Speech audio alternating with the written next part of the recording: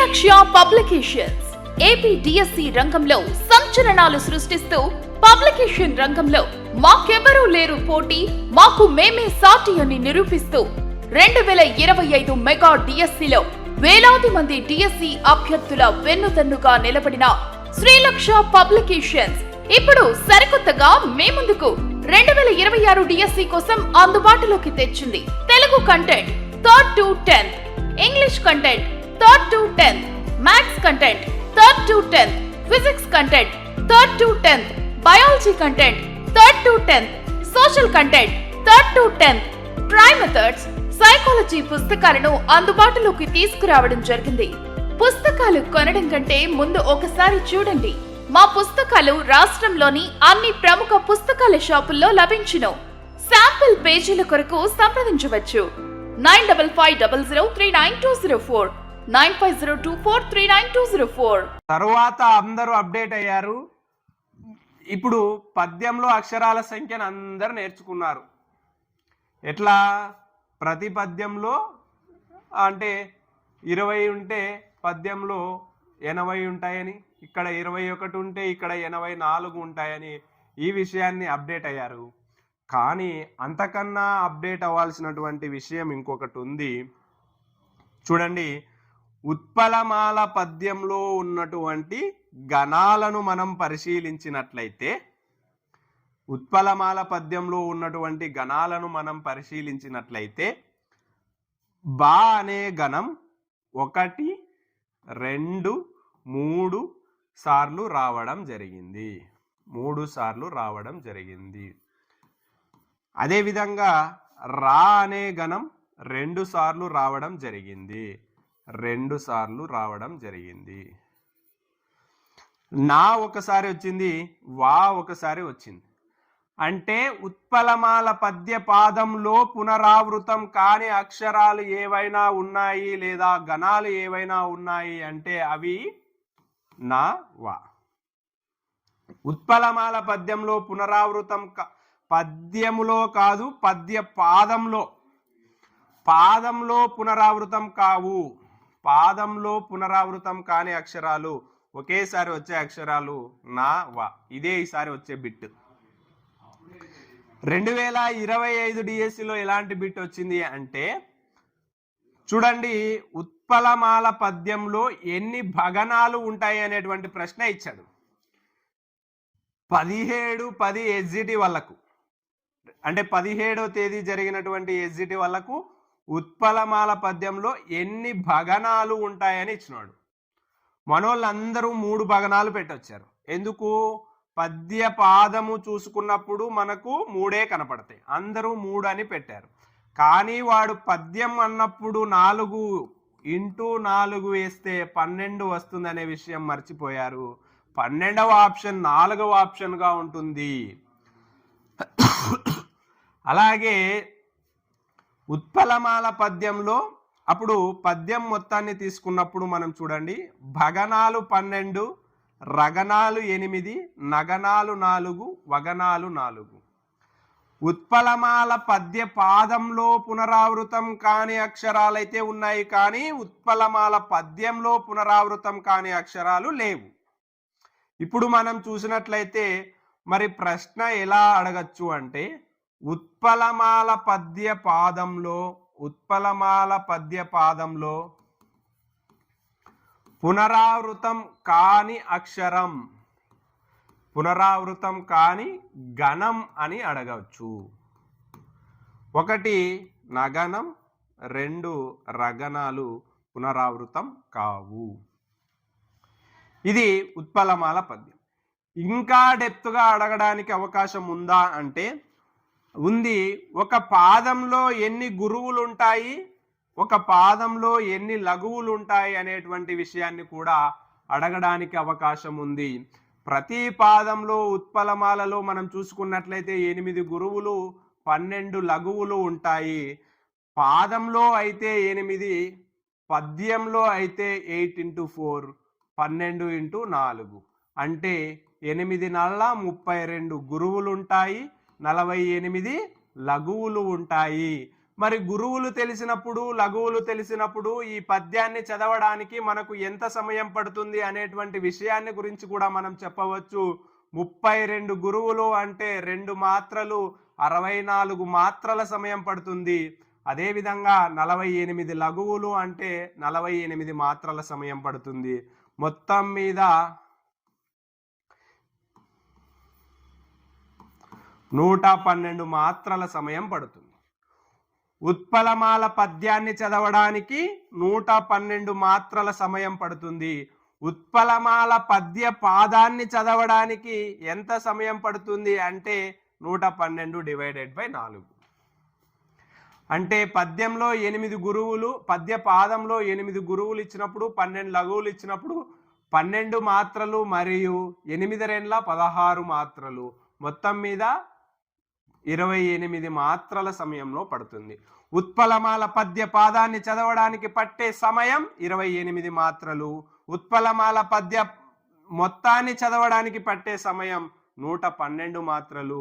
ఈ పద్యాలను, ఈ గణాలను మనం బాగా పరిశీలించినట్లయితే ఏ 2 గణాలలో అయినా సరే, ఏ గణంలో అయినా సరే 2 గురువులు వరుసగా రావు, 2 గురువులు వరుసగా రావు అనేటువంటి విషయాలన్నింటి మీద ప్రశ్నలు రావడానికి ఈసారి అవకాశం ఉంది.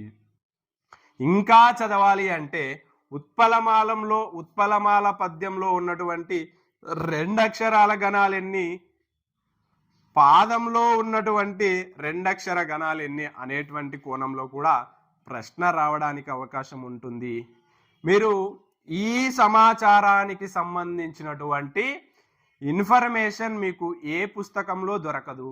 ఎవరైనా దొరికింది అంటే ఇప్పుడు మన పుస్తకాన్ని వాళ్ళు కాపీ చేసినట్టే. ఇది ఉత్పలమాలకు సంబంధించినటువంటి సమాచారం. అలాగే చంపకమాలకు సంబంధించినటువంటి సమాచారం కూడా ఉంటుంది. చంపకమాల పద్యంలో అక్షరాలు ఎన్ని అంటాయి అంటే 21 అక్షరాలు ఉంటాయి. ప్రతి పాదంలో ఎన్ని అక్షరాలు ఉంటాయి అనేటువంటిది పాత బిట్టు. పద్యంలో ఎన్ని అక్షరాలు ఉంటాయి అనేది 2018 బిట్టు. పద్యం చదవడానికి ఎన్ని మాత్రల సమయం పడుతుంది అనేది, లేదా పద్యంలో ఎన్ని మాత్రలు ఉంటాయి అని చెప్పేది 2026 డిఎస్సిలో వచ్చేటువంటి ప్రశ్న. ఇంత క్లారిటీ ఇన్ఫర్మేషన్ మీకు ఏ పుస్తకంలో దొరకదు. ఇది చంపకమాల. చూడండి, ప్రతి పద్యంలో ఎన్ని గురువులు ఉంటాయి, ఎన్ని లఘువులు ఉంటాయి, పద్య పాదంలో ఎన్ని గురువులు ఉంటాయి, పద్య పాదంలో ఎన్ని లఘువులు ఉంటాయి, పద్య పాదంలో ఎన్ని అక్షరాలు ఉంటాయి, పద్యం మొత్తం మీద ఎన్ని అక్షరాలు ఉంటాయి అనేటువంటి సమాచారం కూడా వివసరమే. మీరు ఇక్కడ చూసుకున్నట్లయితే జగనాలు, ఇది 2024 టెట్లో వచ్చినటువంటి ప్రశ్న. ఏమి ప్రశ్న అంటే చతుర్జగన పద్యపాదం, చతుర్జగన పద్యపాదం ఏది అని అడగడం జరిగింది. చతుర్జగన పద్యపాదం అంటే 4 జగనాలను కలిగినటువంటి పద్యపాదం. మనోళ్ళందరూ ఉక్కిరి బిక్కయ్యారు. ఇది ఎప్పుడూ చెప్పలేదు, మా సారులు చెప్పలేదు, మా పుస్తకాల్లో దొరకలేదన్నారు. కానీ అక్కడ ఉన్నటువంటి సమాచారం మీదనే ప్రశ్నను ట్విస్ట్ చేసి అడగడం జరిగింది. ఎలా అంటే నజ బజ జజర అనేటువంటి గణాలను మనం పరిశీలిస్తే 1, 2, 3, 4 సార్లు జగనం అనేది పునరావృతం అయ్యింది. అంటే చతుర్జగన పద్య పాదము అంటే మనకు చంపకమాల. ఈ విధంగా 2 సార్లు టెట్ పేపర్ 2 వాళ్ళకి ఇదే ప్రశ్నను అడగడం జరిగింది. వాళ్ళు గమనించలేదు, కానీ 2018 డిఎస్సిలోనే ఈ ప్రశ్నకు ఇలాంటి ప్రశ్న రావడం అనేది జరిగింది. ఇది చంపకమాలకు సంబంధించినటువంటి సమాచారం. అలాగే శార్దూలం, అలాగే మత్తేబం, మిగిలినటువంటి పద్యాలకు సంబంధించినటువంటి జాతి పద్యాలు, ఉపజాతి పద్యాలకు సంబంధించినటువంటి సమాచారం కూడా ఇందులో పేర్కొనడం జరిగింది. నెక్స్ట్ అలంకారాలు,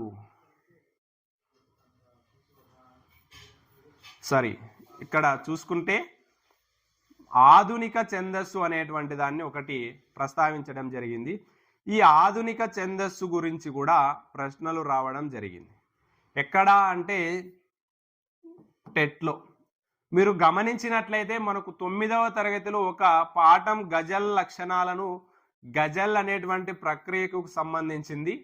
కాబట్టి అక్కడ నుండి ప్రశ్నలు వచ్చినా, ఈ అంశాన్ని ఇక్కడ నుండి ప్రశ్నలు వచ్చినా ఖచ్చితంగా చదవాల్సినటువంటి అవసరం ఉంది. అదేవిధంగా అలంకారాలు ముందే పోయిందా? నాకు అర్థం కాలేదు.